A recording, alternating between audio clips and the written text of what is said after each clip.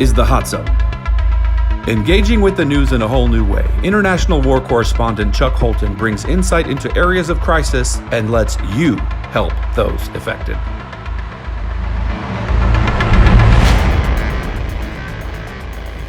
Okay, well, I'm out here looking for a downed power line for this house back behind me that is obviously abandoned. It's an old abandoned house, and there's another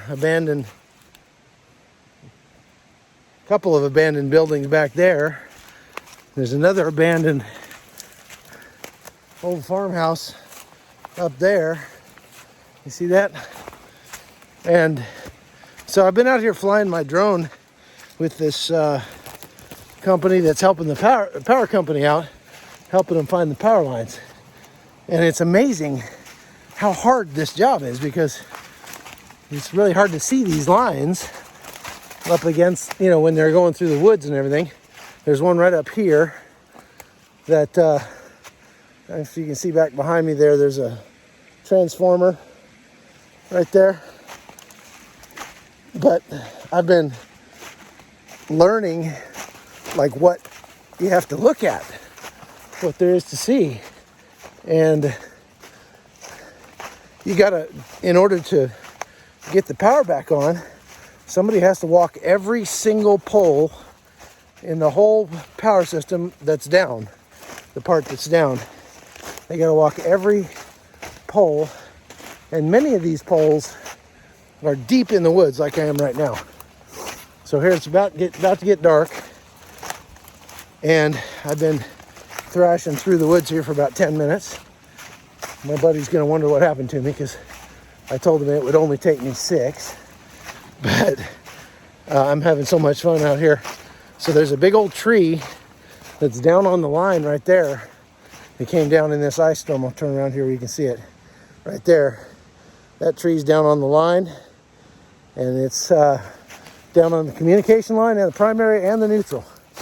So I'm going to go back and report this to the power company, and then they will write up a ticket and send out a team, like a hand crew, to cut the trees down off these lines.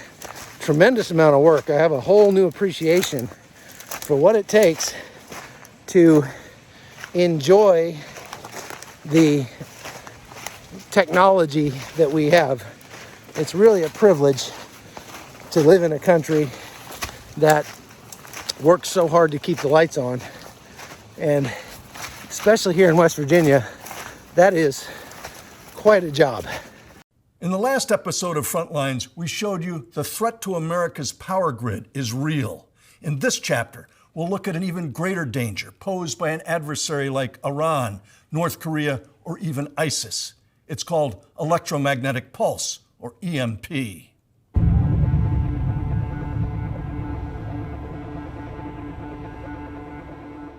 These high-powered transmission lines running across the Nevada desert carry electricity to almost 4 million people. It's called the Pacific DC Intertie, and it goes from Oregon, where the power is generated, all the way to Los Angeles. There are almost 150,000 miles of power lines like this across the United States.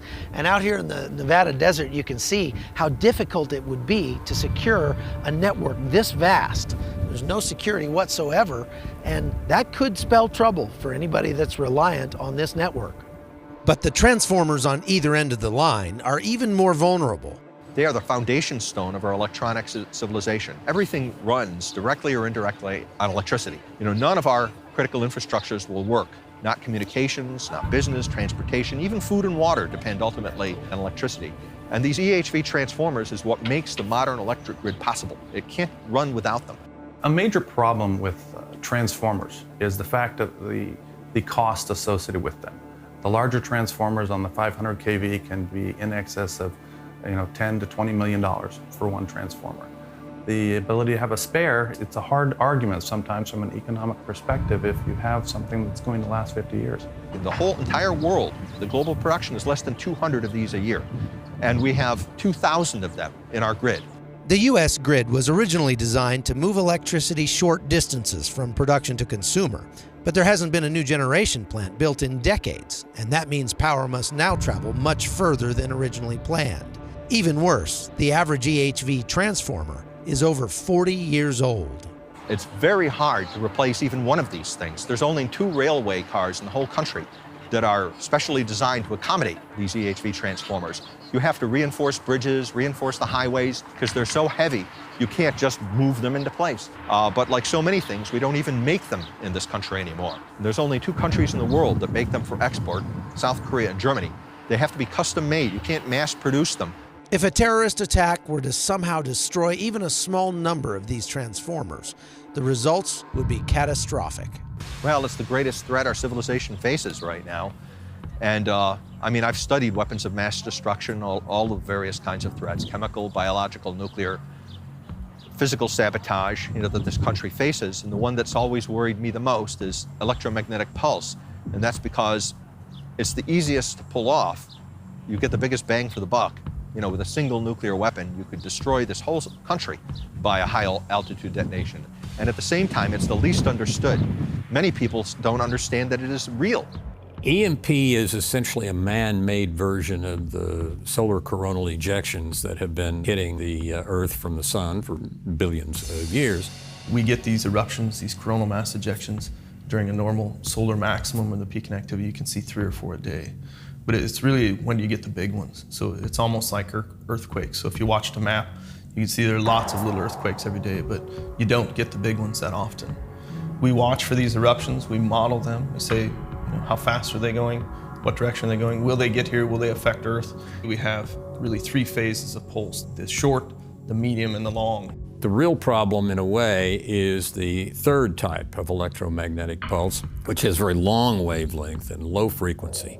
After a nuclear detonation, that will affect the transmission lines, and it can be carried by the transmission lines and travel very long distance, thousands of miles along the transmission lines, knocking out the transformers as it goes.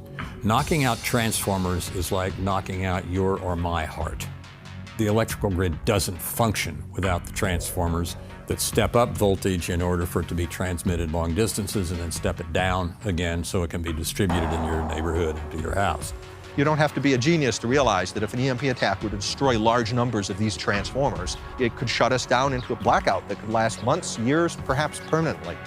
Everything is interconnected, and everything electronic depends on the grid in one way or another. It's not as if electricity goes down, you say, darn, I've got to walk up to the corner gas station with my gas can and fill up from the pump and come back and put it in the car so I can drive to work. No, I'm afraid the electric pump is, indirectly at least, at the filling station, is also on the grid, and so it won't work. And I'm afraid your car has had all of its electronics fused. A protracted blackout is not like an inconvenience like you have with a short-term blackout. There are vastly important and vastly dangerous industrial facilities, including nuclear reactors, that depend on the power grid so that they don't blow up. Typically, they do have emergency generating power at these facilities, but usually it's like for 72 hours. Look at what happened at Fukushima, Japan, when they had a protracted blackout.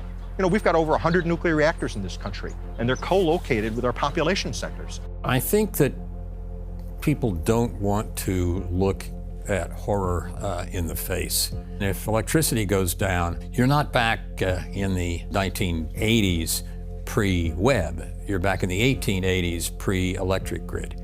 And very few of us have enough water pump handles and plow horses to manage in the 19th century world. It's imaginable to have a setup for your house where you are off-grid. If one was off-grid, you still would have to have your household electrical connections protected, but even then, a handful of people operating off-grid, unless they live out in the mountains somewhere and no one's around, you've got an off-grid house and some food and water, and I don't have any, and I'm absolutely desperate, and I come across you, I might first ask politely, and then you would have to worry that I might not be kind in trying to stay alive.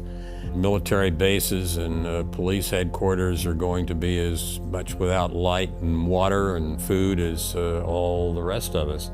We're used to having a disaster and having people show up who can deal with it, whether they're firefighters or police or the National Guard or whatever, and they have trucks and they have boats and they have things that can cope with it. But if nobody has any electricity, they can't move. They're in as bad shape as the rest of us.